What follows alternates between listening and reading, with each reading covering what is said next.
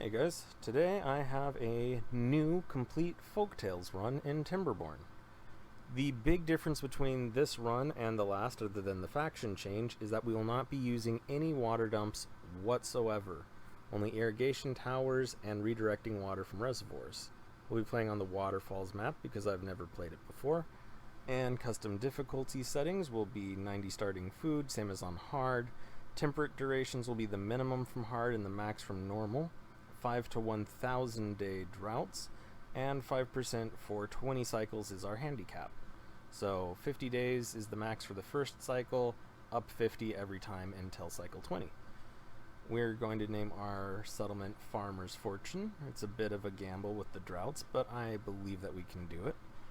And looking around, we see the waterfalls that the map is named after. We have a big river through this valley, and hills on all sides, mountains basically, metal deposits. Jumping ahead to the end of the first cycle, we have made pretty good use of it, I would say. We have levees and floodgates blocking off the river, so we can store the water to the maximum height of the tile, which gives us about 22 days of water before it drains if we don't use any for drinking water, which we do have a large storage set up with. So we hopefully don't have to drain too much, and we can just let that run, gather food. We still have a lot of trees. We have all the maples on the other side of the river.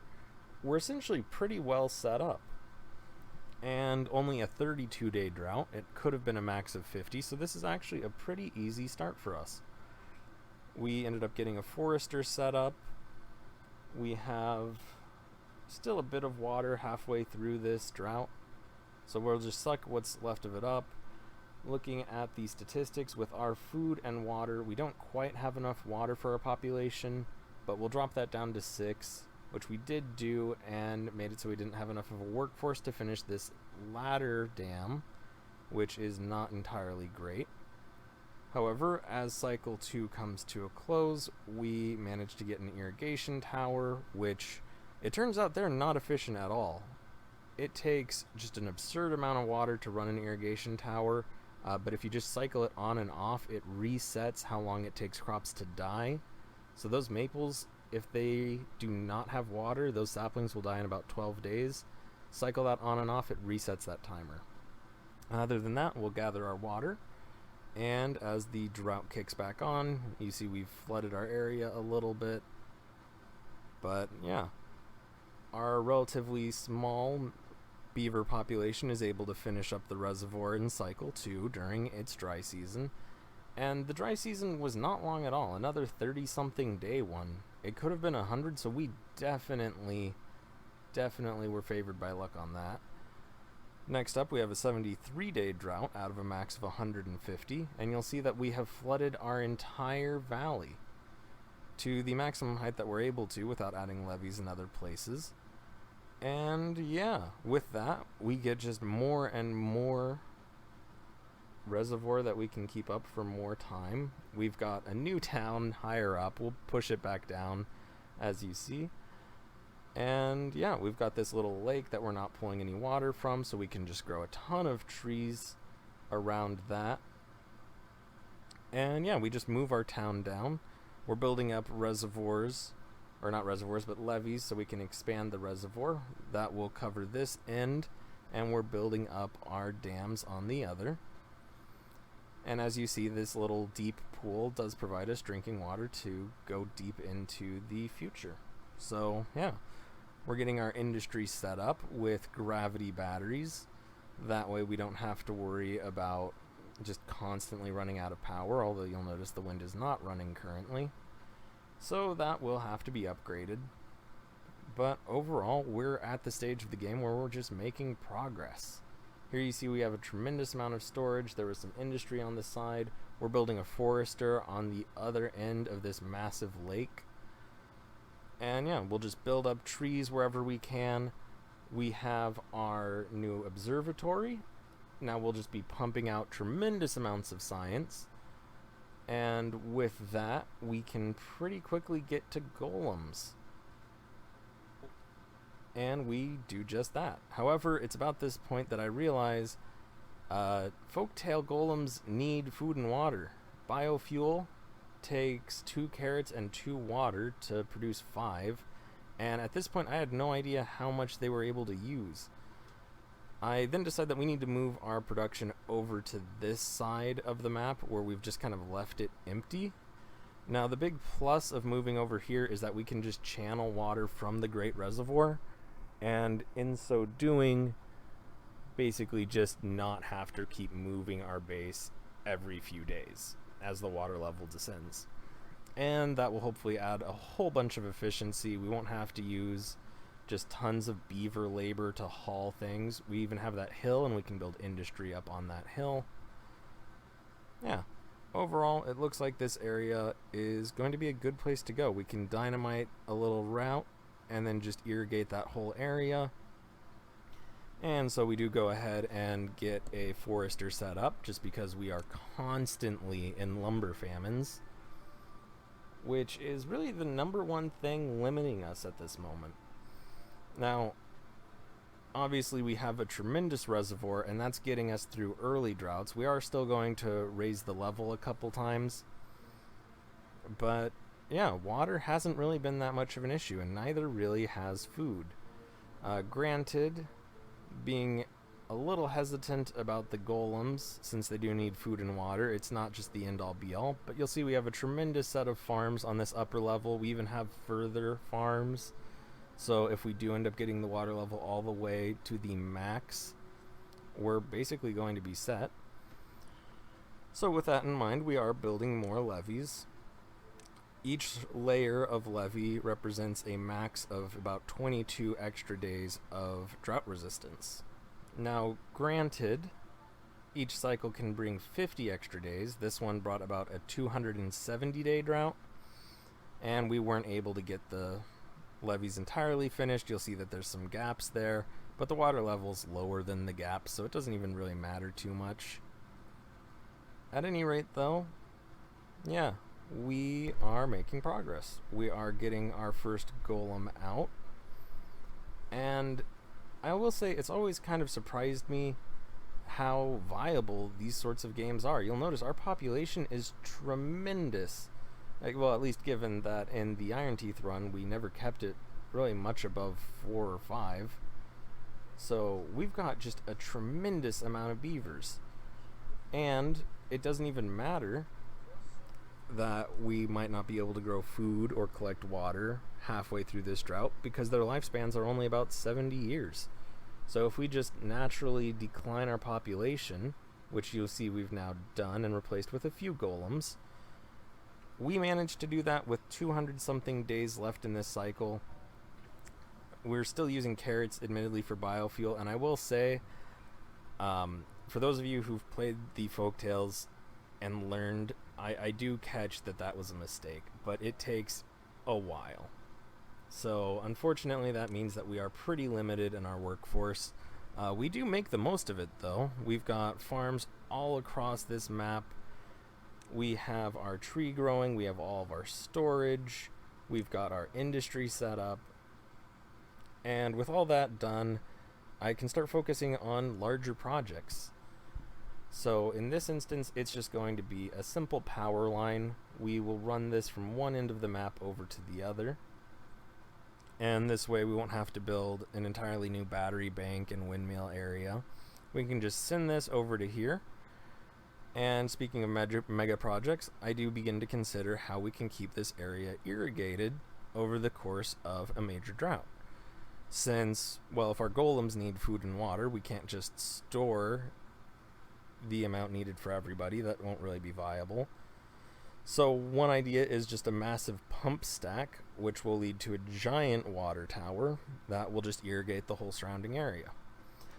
Now, I realize that is incredibly expensive in wood, and we still are in a wood famine. So we will just get rid of that and focus on dynamite, which is incredibly cheap in comparison. It won't last anywhere near as long. However, the big benefit is that it'll pretty much triple the amount of area that we can irrigate. Now, I'm not giving up on the irrigation tower idea. We're just going to put it over here and use the terrain to our advantage. So that takes about 7 levees as opposed to probably about 700. And yeah, this also gives us access to the lumber up here. And we'll just have to levee off this area, dynamite down into the bottom of the earth, and dynamite a little path over. And so we'll just go ahead and detonate those dynamites. And now we can also just go ahead and build a big water storage facility and pump site since we're already up at the top. It'll be the first place to get water, so even if a drought comes quickly, we'll get the water immediately. And I do realize that we can use potatoes for biofuel, and it is 6 times more efficient water-wise, and admittedly food-wise as well, than using carrots. So we could have had a population 6 times higher this entire time, and we would have been able to do more than just make a power line over the course of this cycle. So naturally, I kicked myself quite a bit when I discovered that we wasted something like 200 days. But we did get this done. We lowered the ground level. We dug that down to the very bottom of the map. And now we can basically do a trial run of the water tower experiment. So cycle 7 begins. We get a slow trickle of water in at first. All of our water pumps are being manned by golems. And here we go. The water rushes in and immediately overflows. I probably should have considered that, maybe not run it at 3 speed, but whoops. And then I discovered that 4 floodgates aren't enough to manage the water flow. So we destroy 1, 5 seems to do it pretty well. We did turn our tree growing area into a lake, which is not at all the intention, even if it does look pretty aesthetic as a lake. And yeah, with that said and done, we also turned the second tree growing area into a lake, but as time goes on, you can see that the reservoir has filled pretty well. We've got our industry, we've got tons of farms and storage, all of that good stuff. We are mining the metal. We are beginning to plant trees all along the formerly empty quarter of the map. And here you see we're turning it into a regular forest. So, with that all done, we have the resources. We can focus on our industry and begin to drill down over here. So, yeah, with just a tremendous amount of now potato-fueled golems, we have all the wood we need to get dynamite. We just continue blasting this down and setting up a battery bank. So I've just drilled this area down to the bottom of the map and set up some initial batteries, 32,000 power per battery. And then I noticed that the levees and this water tower idea aren't actually working as intended. You see, we only have about 2, 3, 4 blocks worth. So yeah, that giant water tower idea would have failed horribly. Blasting those bits down does release the water, but we need to look for alternative measures. And so, with that, we look back to the river. Now, we can't grow the reservoir in height very much. We'd have to build levees around the entire edge of the map. It's just entirely too wasteful, not viable at all, really. But what we can do is start splitting the reservoir that we do have into pieces. So you see we have a staircase. We're just going to route over to it and build ourselves up, well, another levee wall along the edge of the river. So you might be wondering, well, what exactly is the overall plan here? And it is that we're going to make a reservoir height wall all across the river. So since we do actually have wood this time, or at this stage I should say, we are actually making fairly quick progress. Although around here the district that actually grows the wood is no longer able to reach, and the main city area, despite being able to just get wood from distributors, isn't really doing too much. You see we managed to get the whole area flooded. We've got our little reservoir at least kicking off, It is much less efficient than just a 1x1 reservoir, but I plan on making a larger area out of that.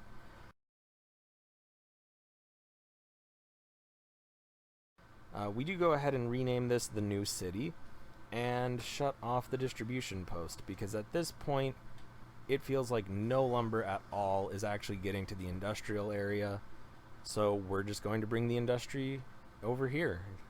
And yeah, so we at least bring over a little bit of wood industry and the golem production. That's really all we can do at the moment. We do set up a new little industry over here and use it to finish the wall, and the wall on its own, of course, is pretty pointless, but with these pump stacks and power going up these houses from one to the other and to the power source that we'll build soon, we can essentially add 50% to the duration that the reservoir will last. So yeah, they'll both be the target of evaporation, but we'll just pull the water out of one to refill the other. And as you'll notice, we have a second set of levees, and this set is pretty quickly turning into a second wall. And the idea is basically just to do the same thing over again.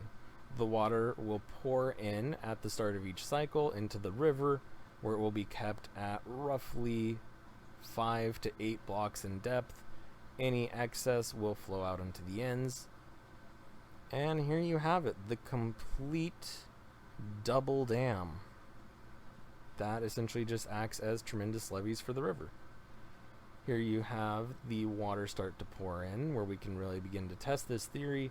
And of course we do manage to flood our growing zone, but that's kind of just to be expected. The water goes down the waterfalls and flows only into the river. Now that all is pretty straightforward and basically guaranteed to work. One thing is we haven't set up any floodgates on the edges, so I just had to destroy the upper layer, and we're going to have to also do that on this end. Pretty soon we'll replace just, destroying and rebuilding levees with floodgates, but this was just the quicker way to get the overall infrastructure set up. And as you see, this cycle managed to fill up basically the entire reservoir, and we only have pump stacks for this one side, and it doesn't really matter until we get the floodgates built. So we'll get those built, get that infrastructure figured out. You see we are building up the reservoir over here so we can just channel it directly from the river. And we can also build the second set of pump stacks, and this will pump this third reservoir into the combined reservoir for our growing zone and the river. We do of course need to set up power for those, and we do that fairly quickly. And here you see it in action. So overall, that's just a golem dying, by the way, not a beaver. Overall, you see it in action. We have the areas that we actually use to grow things, not entirely drained, but draining quickly. And we have the large reservoir just storing water. So we're halfway through cycle 9, and we have a ton of resources. We don't have a tremendous amount of some of the more advanced materials, but we have a decent amount. We have enough. And we're finally able to start really making progress on some of these long-term goals, when I decided I would just see how tall we would have to build this to get to the maximum height. And it made me consider, we're going to have so much water in here with the sole purpose of just evaporating slightly slower than if it were dispersed. And now, granted, that's about 650 or more days if we build it all the way up to the top here, but that would draw all the water out of the rest of the map. We wouldn't be able to irrigate any of this. In trying to save all this water, we're essentially wasting the vast majority of it. Now, if we get to a 1,000-day drought, I mean, this is a 150 or so day drought. We're going to have water by the end of it. It has been working out, at least I'm pretty sure. But nevertheless, we could have done this so much more efficiently. But I was having trouble visualizing how we would do that in Timberborn.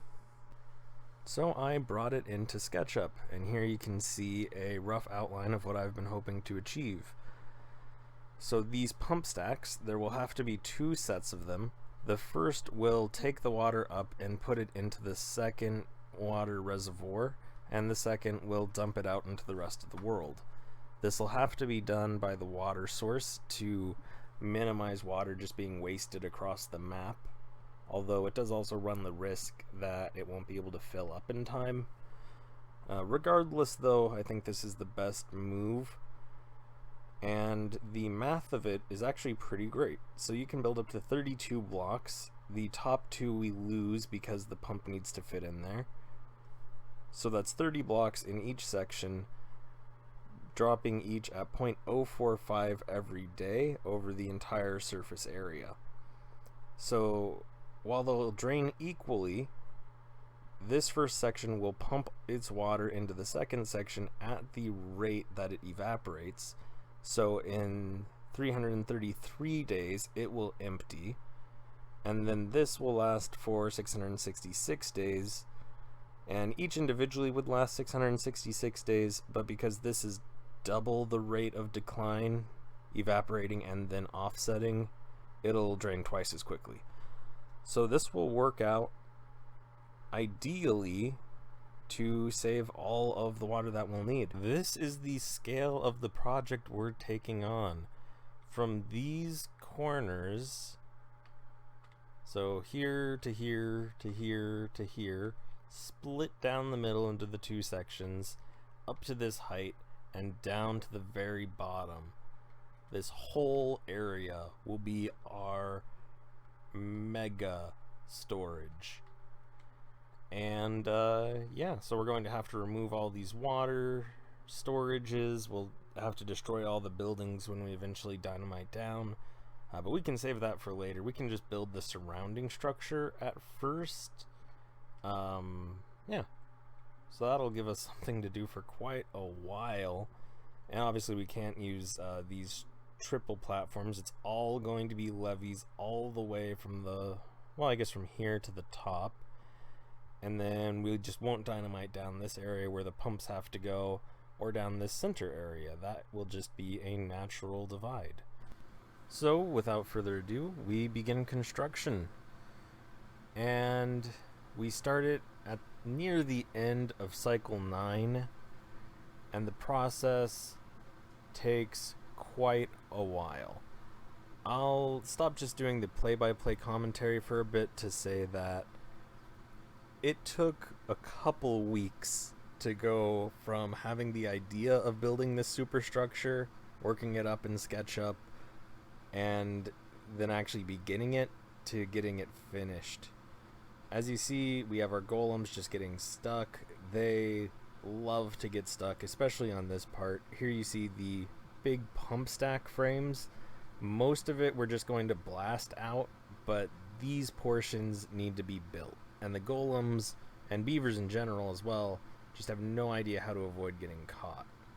Overall though, we are able to build the pump stacks up. You see we have a lot of dynamite down at the reservoir base. We really just have a ton of building still left to do, even now. We do get a cycle in cycle 12, which actually begins to flood into the reservoir basin. Really not that great or bad. We can't really do anything with the water, but the reservoir was completely filled outside of there. Here you see we have a little bridge in the back, and these staircase platforms are basically the biggest aspects of this build. We just needed so many of them to actually get the beavers to where they needed to go. Yeah, so over the course of this project and the last one, I noticed a couple things. First of all, it seems like you can split a Timberborn game, especially a challenge one like these, into, I would say, maybe 4 categories or 4 stages. The first one is just once you start the game, you have a relatively high population and, you know, no resources, no infrastructure, and then it's just the struggle to survive. That's the first stage. Then once you have the initial infrastructure, you get your population to somewhere you think you can manage it. Then that's sort of so I guess the first one would be maybe like a founding stage, Then the second stage, we'll call it maybe settling, where you've come to an equilibrium. You're no longer worried about survival. Here you see the exterior is complete. We've got a tremendous waterfall. I'm pretty happy with this. Such a long time coming. You'll see it's cycle 15 by the time that this is actually done. And we haven't even begun the excavations yet. So it's about 15 layers, just layer by layer of dynamite.